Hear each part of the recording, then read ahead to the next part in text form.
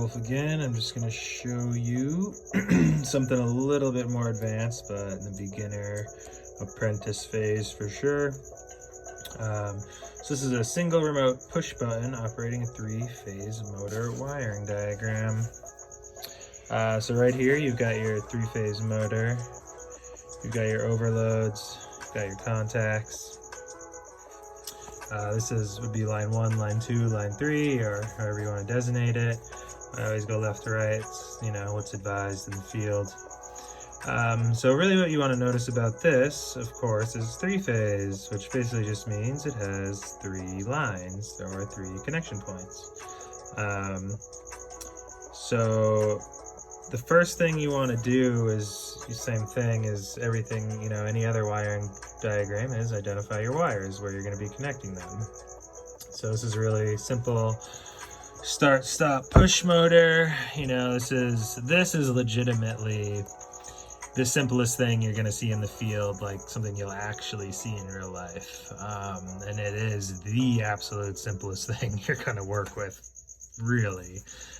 So this is, a good place to start if you're looking at real world application stuff for sure. So it is really simple too, really. You've got your line 1. Goes to stop. Obviously it's normally closed, so when you push it, it opens it and the connection is stopped, so no current can flow. So from your stop button, since that's normally closed, that's how it's going to stay. That's going to come to your start, and that's normally open, so when you close it, contact is made. The motor contact down here is going to close.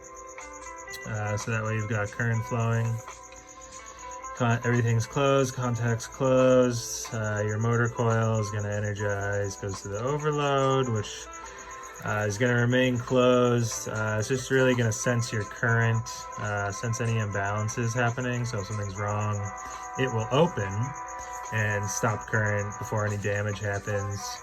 The current's going to run back down here to line 2, re-enter the system. And that would be that. This is the way I like to draw them. You won't always see them like this. Another example, like one I got from school, just kind of going through old notes here. This might be something you see.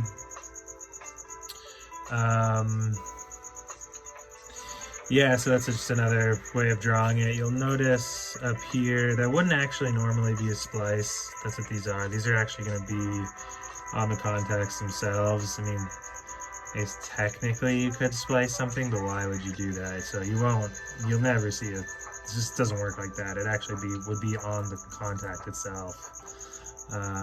Wouldn't be spliced like that, but my professor was fine with it because technically it's fine on paper. So anyway, yeah, that's that really. Start, stop, single phase. It's kind of broken down how that works, so hope that helped. Subscribe and like if you found this helpful. Any questions, obviously feel free to ask, and yeah, have a good one.